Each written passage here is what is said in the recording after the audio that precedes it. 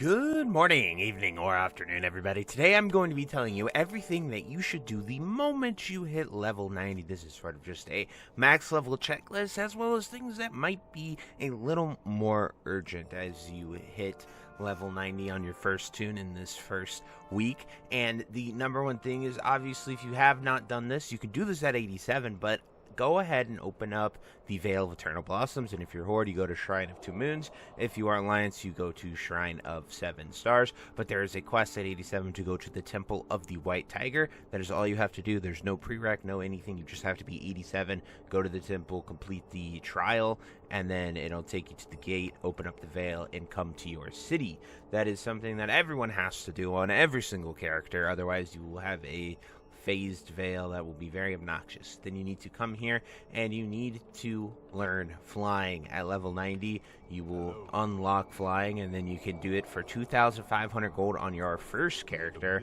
And then you can do this and say, actually, I already know how and love to purchase this, and it is about half of that at 1,350 gold for every single alt. So I'm going to buy one here to send to the next character that I plan on using. But that is very, very important for everyone.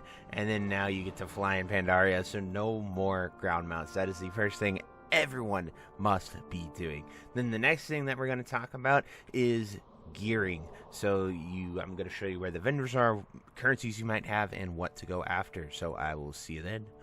So the first stop in your gearing journey is going to be actually the honor vendor here in Mists of PanDAILYA. It is along the Great Wall here in Townlong Steps, and you can come right here in order to turn it in. The vendors are fully there. I want to preface this by saying I pre-farmed 4,000 honor and 4,000 justice points going in to Mists of PanDAILYA, but you can come here, talk to them, and I would highly recommend that you go after the PvP weapons. Those are going to probably be the best bang for your buck. I believe they are being added if they are not already here, so you will have to see them, and they are limited to earning 7,250 honor, so you can't just buy them right off the bat. I'm not sure if the 4K counts, but they are in and you can buy them. Like I said, I'm not sure if you need to earn this. So my total is 2,274 somehow. I'm not really sure. But anyway, it's something to keep in mind there. You can buy any of these pieces of gear. As you can see, they actually are here in MOP 458 gear, and they are statted with 2 stats. So they have hit and crit as well as PvP power, making them actually viable and actually good for PvE content. So other than if you're not going to buy weapons and save up for them, which you'll be able to earn more, so with your 4K you could buy jewelry, so like rings, neck, other things like that. Just something important to keep in mind, as well as I'd say the trinkets, but the trinkets aren't very good at all for PvE. So I'll probably end up buying neck and rings here for my monk. And then I'm going to show you guys the justice vendor and PvE vendor in order to get more gear. So I'll see you then.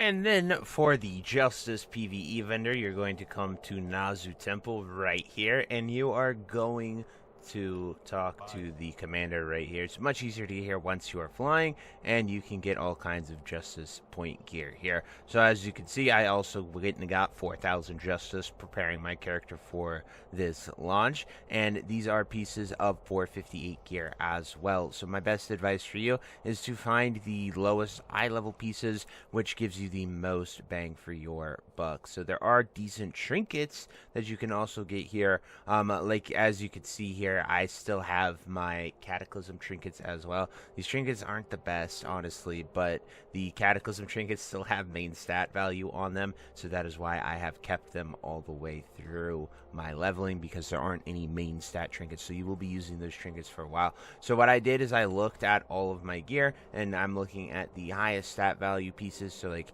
head, chest, shoulders, legs. Those give the most value. You can also take the eye level approach of this and just go for pieces that give you item level, but essentially, as you can see with my honor, I bought rings and a neck, and then I am looking into buying probably gloves and the legs, because that would be my 4K, and those are my 2 lowest pieces right here. So I'm going to go ahead and buy the legs, and we are going to buy the gloves as well, and that is my 4K justice right there. So the moment I hit level 90, I was able to get 5 pieces of heroic eye level gear right there. The actual heroic gear will be 463, but this is really good starter gear from work that I pre-did. But I just want to show you all these vendors. Now the next thing is to talk about dailies and all the places that you should go and do and what you can get. So I'll see you then.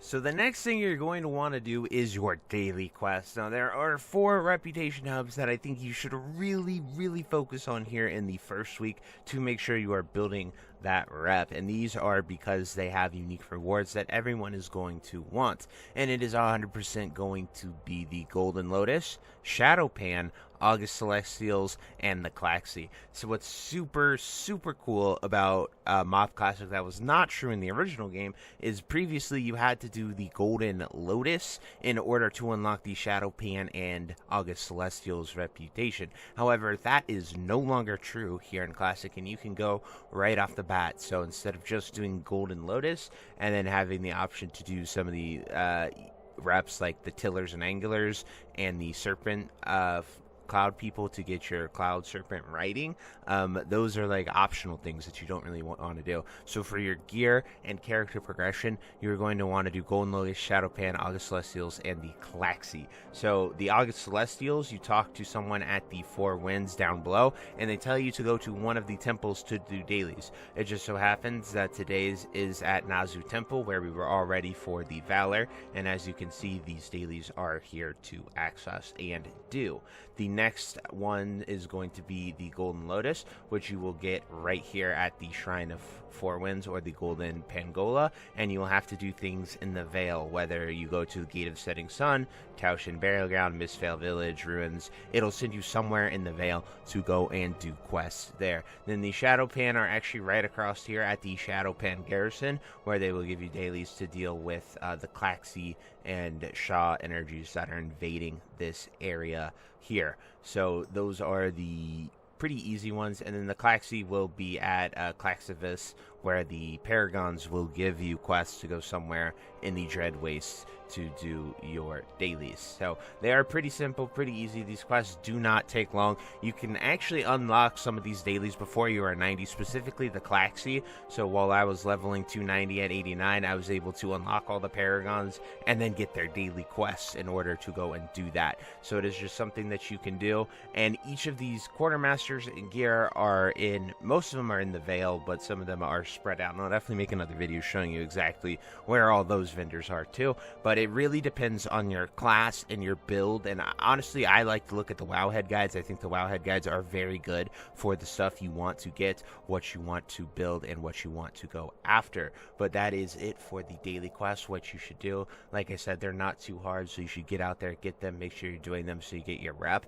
And what's super important is you get accommodation that will boost all other reps, including your character self, at either Revered or Exalted. It just depends on the reputation. So anyway, I really hope you enjoyed the dailies, and I'll cover the next subject in a moment. Then finally, I want to talk about professions in gold making. So they go hand in hand here in mob. Most of the best methods, other than just raw farming mobs for gold with Potion of Treasure Finding, is tied to professions. And what's really important in MOP that you need to know is that every profession has some type of daily that you need to do. So here with Inscription, it is a Scroll of Wisdom. Now I missed one CD on this. I did not have it day one, so I'm going to make sure I make this. And what's super important is it is not 24 hours from when you craft it. It is on a daily reset usually. So right here, like my Imperial Silk, I'll be able to make that when the server goes live at 10 p.m. The Scroll of Wisdom has an 18-hour CD, which is very interesting. So the tailoring one is at daily reset. The inscripted one appears to be every 18 hours or so. But very interesting. And what's super important about these is that these Scrolls of Wisdom are used in nearly every in-game recipe, and it taught me Glyph of Bladed Judgment. So you collect glyphs throughout the throughout Pandaria just by killing things, looting things, getting them. And then you also get glyphs from doing this. So we got Bladed Judgment right here for Paladin. So really cool to sort of see that process in work. And some of these glyphs for inscription specifically are worth a ton of gold. Then the same thing goes with tailoring, and making your Imperial Silk will grant you really good recipes. So the recipe I got for this was I actually got boots, but I tried to make very odd. So I tried to make something earlier, and I actually lost all of my recipes that I had learned. So very peculiar and strange. But anyway, anytime you do the Imperial Silk, you discover a recipe. And when I did that, it removed all my recipes because I got one of the PvP ones that weren't supposed to be in the game. So very interesting.